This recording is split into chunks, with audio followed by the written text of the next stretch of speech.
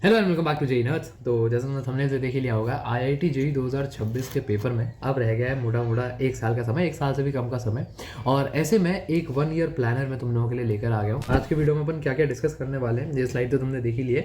But सबसे पहली चीज़ एक प्री रिक्विजिट कि तुम्हें मेंटली खुद को कैसे प्रिपेयर करना है। दूसरी अपन बात करेंगे कि तुम्हें कौन सी इंपॉर्टेंट चीज़ें हैं जो बच्चे अक्सर इग्नोर कर देते हैं ट्वेल्थ में, जो तुम्हें इग्नोर नहीं करनी है।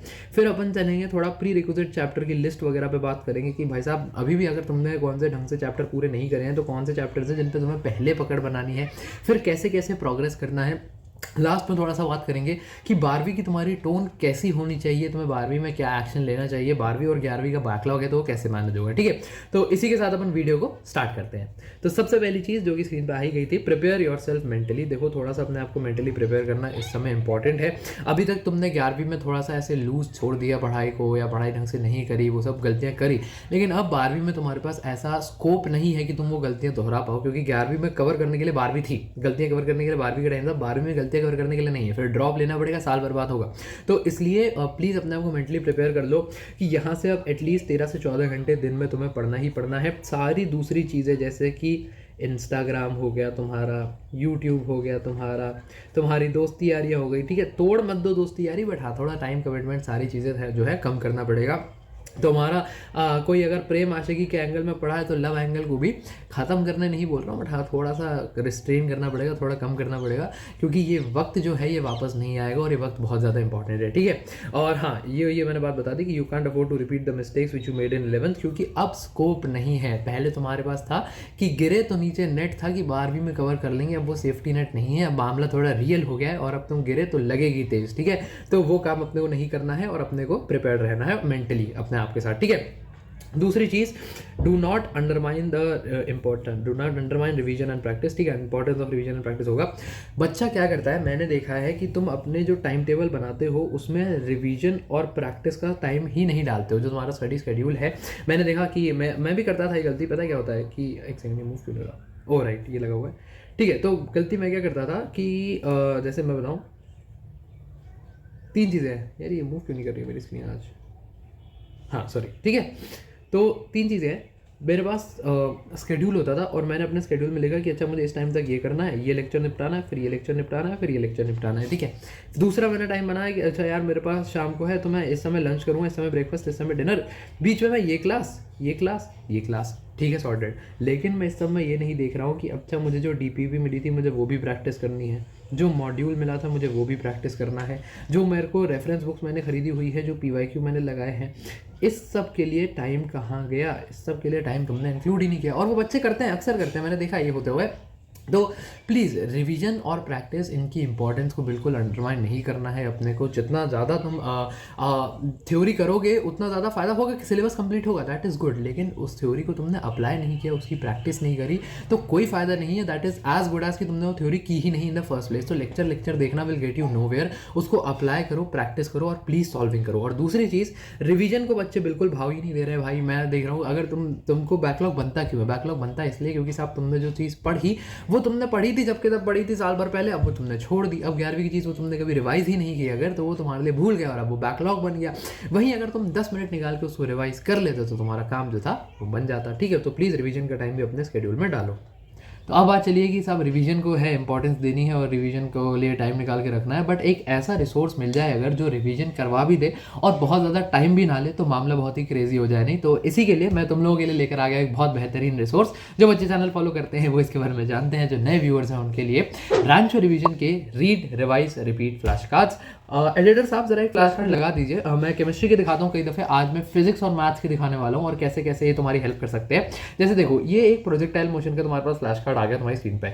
अब तो एक शॉर्ट नोट्स में तुम क्या बनाते हो, शॉर्ट नोट्स में तुम थोड़े बहुत कंसेप्ट लिखते हो, तुम फॉर्मूला लिखते हो और ग्राफ लिखते हो। और कई बार बच्चे शॉर्ट नोट्स में सिर्फ फॉर्मूला लिखते बाकी चीज़ें मिस कर जाते हैं, सिर्फ कंसेप्ट लिखते बाकी चीज़ें मिस कर जाते हैं। इन्होंने तुम्हारा 95% सिलेबस उठा के ऐसे कलरफुल फ्लैश कार्ड में डिटेल में इंक्लूड कर दिया है, मतलब डिटेल्ड येट कंसाइज, बहुत ही क्रेजी चीज़ कर दी है। तो यहाँ पे देखो तुम्हें फिगर के हिसाब से समझाया भी हुआ है प्रोजेक्टाइल मोशन क्या होता है, time of flight, maximum height, horizontal range, सबके फॉर्मूला तुम्हें एक ही जगह पे दिए हुए हैं, इक्वेशन ऑफ ट्रैजेक्टरी वगैरह ठीक है। ये आ जाओ, अब आप स्प्रिंग पे आ जाओ, तो स्प्रिंग ये फोर्सेज में आ गए तुम, तो कैसे क्या टेंशन होती है तुम्हारे डायग्राम्स के थ्रू समझाया हुआ है, एक्सेलरेशन के फॉर्मूले, टेंशन के फॉर्मूले, स्प्रिंग कांस्टेंट और लेंथ स्प्रिंग कैसे, और कटिंग वगैरह कैसे क्या होती है वो सारे फॉर्मूले। एलिवेटर वाला क्वेश्चन, भाई साहब क्वेश्चन को भी इन्होंने शॉर्ट नोट्स में इंक्लूड कर दिया है, तो बहुत ही क्रेजी काम कर दिया है। इसके अलावा अब जैसे मैथमेटिक्स में चलते हैं एडिटर साहब, कॉम्प्लेक्स नंबर्स मुझे एक ऐसा चैप्टर लगता था कि यार मेरे को समझ ही नहीं आ रहा, याद ही नहीं रह रही चीज़ें। अब अगर तुम्हें कॉम्प्लेक्स नंबर याद नहीं हो रहा है, तुम ये फ्लैश कार्ड उठाओ, तुम देखो एक एक चीज़,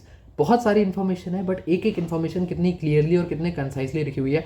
शुरुआत में intro to iota and powers of iota, कौन सी पावर, अगर 4 ओमेगा की पावर में है तो 1 रहेगा, 4 ओमेगा प्लस 1 के उसमें चलता है तो तुम्हारा आई आएगा, 4 ओमेगा प्लस 2 में -1 आता जाएगा, ऐसे सारी चीज़ें। अलजेब्रा ऑफ कॉम्प्लेक्स नंबर्स कैसे है वो ढंग से एक्सप्लेन किया है। तो इन सारी चीज़ों को अगर तुम ऐसे टाइम टू टाइम बार बार रिवाइज करते रहते हो ना, तो तुम्हारे दिमाग में बैठ जाती है। अब बार बार तुम क्यों रिवाइज कर पाओगे, क्योंकि ये टाइम नहीं लेता। ये तुम्हारा एक फ्लैश कार्ड है, पढ़ने में मैक्सिमम 5 मिनट लगते हैं। तुमने एक बार पढ़ लिया, रख दिया, 5 मिनट में तुम्हारा काम हो गया। 3 बार दिन बाद फिर उठा लिया, 5 मिनट निकालना कोई दिक्कत वाली चीज़ तो है नहीं। दूसरा, ये कलरफुल है, इसमें फिगर्स हैं, कलरफुल फिगर्स हैं, तो तुम बोर नहीं होते कि यार कॉम्प्लेक्स नंबर है यार, पूरा चैप्टर ये वो दिमाग खराब होगा। नहीं, 5 मिनट का एक फ्लैश कार्ड ही तो देखना है, ज़्यादा दिमाग पे लोड नहीं पड़ता है, फालतू टीडियसनेस नहीं आती है। इसलिए मेरे रिकमेंडेशन, लिंक डिस्क्रिप्शन में, फटाफट उसको चेकआउट कर लेना, और मेरे रिकमेंडेशन पे रैंचो रिवीजन का जरा must try for you guys. अगली बात पे चलते हैं, जो मैंने कहा था कि इंपॉर्टेंट प्री रिक्विजिट चैप्टर्स के बारे में अपन बात करने वाले हैं, तो एक एक सब्जेक्ट वाइज उठाते हैं। ये मैं कुछ वीडियोस में पहले भी बता चुका हूँ, अब रीआइटरेट कर रहा हूँ एक नई लिस्ट के साथ कि ये टॉपिक्स तो तुम्हें पहले करने ही करने हैं, क्योंकि अब जो है वक्त थोड़ा कम है, तो थोड़ा सा ऐसे है कि तुम्हें जो चीज़ें हैं तो प्रायोरिटी पे करनी है, एकदम प्रायोरिटी वाइज चलानी है और क्विकली करनी है, तो उस हिसाब से लिस्ट लेकर मैं आया हूँ। सबसे पहले बात कर लेते हैं फिजिक्स की। देखो, फिजिक्स में सबसे बेसिक मैथमेटिक्स और फिजिक्स जो है पढ़ाई जाती है, हर जगह फिजिक्स में यूज़ होगी, बहुत ईजी है, इस पर तुम्हारी पकड़ अच्छी खासी होनी चाहिए। दूसरा, वेक्टर्स और काइनेमैटिक्स। वेक्टर्स भी अगेन ईजी है, ये मैथ्स में भी पढ़ाया जाता है 12वीं में, बट वेक्टर्स तुम्हारा हर जगह काम आ रहा होगा। हाँ, चाहे इलेक्ट्रोस्टैटिक्स हो चाहे कुछ हो, हर जगह वेक्टर्स का थोड़ा बहुत इस्तेमाल होता ही है।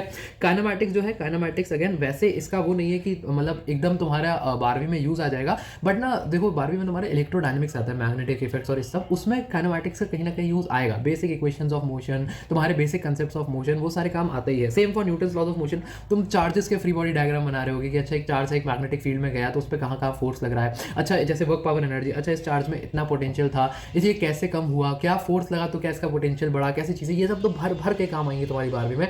तो इन बेसिक कंसेप्ट पे तुम्हारी जितनी अच्छी पकड़ होगी उतना ज़्यादा तुम फायदे में रहोगे। Conservation of momentum, centre of mass, again ये बहुत ही सेंट्रल कंसेप्ट हैं फिजिक्स के, तो इनका भी बहुत ज़्यादा इस्तेमाल आगे रहता ही है। इन पे तुम्हारी अच्छी पकड़ रहेगी तो तुम्हारे फायदे में रहोगे।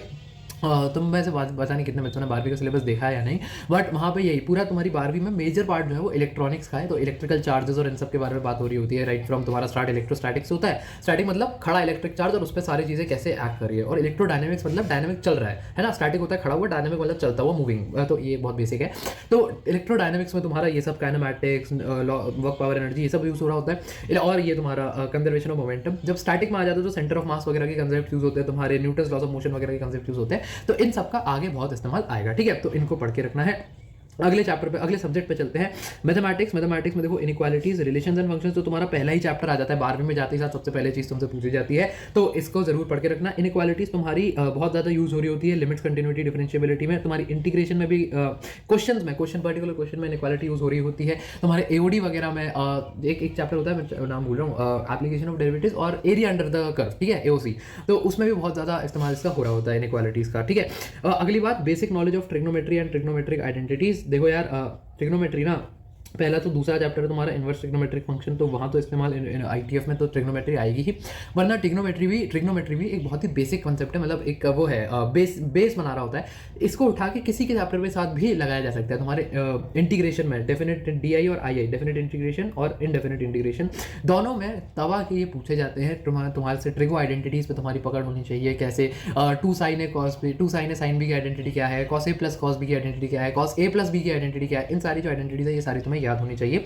जितना जल्दी याद कर लोगे उतना ज़्यादा फायदे में रहोगे। ठीक है, लिमिट्स अगेन सीधा चैप्टर है, और स्ट्रेट लाइंस जो है तुम्हारा थोड़ा सा काम आ रहा होता है वेक्टर्स से भी ज़्यादा 3D में भी जो प्लेन वाला पार्ट है उसमें तुम्हारा स्ट्रेट लाइंस बहुत काम आ रहा होता है। सीधा प्लेन तो एकदम सीधा स्ट्रेट लाइन के सारे कंसेप्ट उठा के प्लेन में दिए होते हैं, तो ये जो है अगर इस पर पकड़ रहेगी तो तुम काफ़ी फायदे में रहोगे। ठीक है, लास्ट चल लेते हैं अब केमिस्ट्री पे। केमिस्ट्री में भाई मोल कॉन्सेप्ट या स्टोइशियोमेट्री एकदम फंडामेंटल, हाँ मैं वर्ड बार बेस यूज़ कर रहा हूँ, फंडामेंटल है, बहुत ज़्यादा इंपॉर्टेंट है, वेरी इंपॉर्टेंट। तुम्हारी पूरी फिजिकल केमिस्ट्री, ऑर्गेनिक और काफ़ी हद तक इनऑर्गेनिक भी स्टोइशियोमेट्री का इस्तेमाल कर ही रही होती है। There is no escaping from stoichiometry, तो प्लीज़ स्टोइशियोमेट्री पे अपनी अच्छी पकड़ बना के रखो। सेम फॉर रिडॉक्स रिएक्शंस तुम्हें हर जगह, खासकर जो इनऑर्गेनिक पढ़ोगे जैसे डीएनए ब्लॉक एलिमेंट्स पढ़ोगे, पी ब्लॉक एलिमेंट्स पढ़ोगे, वहाँ तो भैया रिडॉक्स रिएक्शन का इतना ज़्यादा इस्तेमाल है तुम गेस भी नहीं कर पाओगे। खूब चार्जेस, ऑक्सीडेशन नंबर्स, किस में ऑक्सीडेशन हुआ, किस में रिडक्शन हुआ, क्यों हुआ, इलेक्ट्रॉन गेन के कारण हुआ, ऑक्सीजन गेन के कारण हुआ, हाइड्रोजन गेन के कारण हुआ, वो सारी चीज़ें जो है वो तुम्हें पढ़नी पड़ेंगी और बहुत ज़्यादा यूज़ में आती हैं, ठीक है। अगली चीज़ chemical bonding. Chemical bonding again एक बहुत ही फंडामेंटल चैप्टर है तुम्हारे 11वीं का सॉरी, और ये भी आगे पूरे उसमें काम आ रहा होता है। ये चैप्टर ऐसे है कि ये इसका ना ऐसा नहीं है कि तुमसे सीधा इम्प्लीकेशन आ जाएगा कि अच्छा मैं ये 12वीं का चैप्टर पढ़ रहा हूँ, इसमें केमिकल बॉन्डिंग का ही कंसेप्ट है ना, अरे ये पूरी केमिस्ट्री का ही फंडामेंटल है, केमिस्ट्री का ही बेसिस है, तो प्लीज़ ये चैप्टर करके रखना। जनरल ऑर्गेनिक केमिस्ट्री और आइसोमेरिज्म तुम्हारे 12वीं में मेजर चैप्टर जो ऑर्गेनिक के हैं वो सारे के सारे इनका इस्तेमाल करते हैं। यहाँ पे मैंने अलग से लिखा नहीं है, बट हाइड्रोकार्बन भी कोशिश करो कि इस पर पकड़ बना लो। एक्सप्लिसिटली हाइड्रोकार्बन तो नहीं पूछा जाता है, सिर्फ ये जीओसी और आइसोमेरिज्म आते हैं, बट हाइड्रोकार्बन पे तुम्हारी अच्छी पकड़ रहेगी ना अगर, तो तुम्हें उसमें भी बहुत ज़्यादा फायदा होगा। किसमें? 12वीं के चैप्टर्स में, जैसे एल्काइल हैलाइड से स्टार्ट होता है, फिर अल्कोहल, फिनॉल, ईथर, फिर एल्डिहाइड, कीटोन वगैरह, उसमें फायदा होगा, ठीक है। तो ये था साहब मोर और लेस द वीडियो। अब 1 मिनट लेके ज़रा मैं कुछ बातें करना चाहता हूँ कि 12वीं में अपना कोड ऑफ कंडक्ट कैसे रखना है। देखो, जब जो मैंने बात शुरुआत में की थी ना कि तुम्हारे पास अब सेफ्टी नेट नहीं है, तो प्लीज़ अब अपने को मामला सारा सीरियस लेना है, सीरियस होकर पढ़ाई करनी है। अब तुम्हारे पास कोई भी बिल्कुल भी वो नहीं है कि क्या गंदा सीरियस लिखा है, बट अब तुम्हारे पास बिल्कुल भी स्कोप नहीं है ज़रा सा भी कि तुम ढील छोड़ दो या एकदम लूज़ हो जाओ कि यार कोई नहीं कर लेंगे, लेक्चर नहीं देखा चलता है, ये वाला एटीट्यूड अब नहीं चलेगा। 1 साल है, उसी में जेई निकालना है। बाकी अगर तुम लोगों को लगता है कि ये वीडियो तो तुम्हारी मदद हुई, तो एक बार अगर कमेंट्स में ज़रूर लिखोगे आई विल क्रैक जेई 2026 और 2 हार्ट्स के साथ या 1 हार्ट के साथ, तो मुझे बहुत अच्छा लगेगा। बाकी और कोई दिक्कत हो तो कमेंट्स में ड्रॉप कर सकते हो, हम शॉर्ट्स पर रेगुलरली कमेंट्स का अपडेट रिस्पॉन्ड करते ही हैं। बाकी पढ़ाई करते रहो, all the very best, good bye.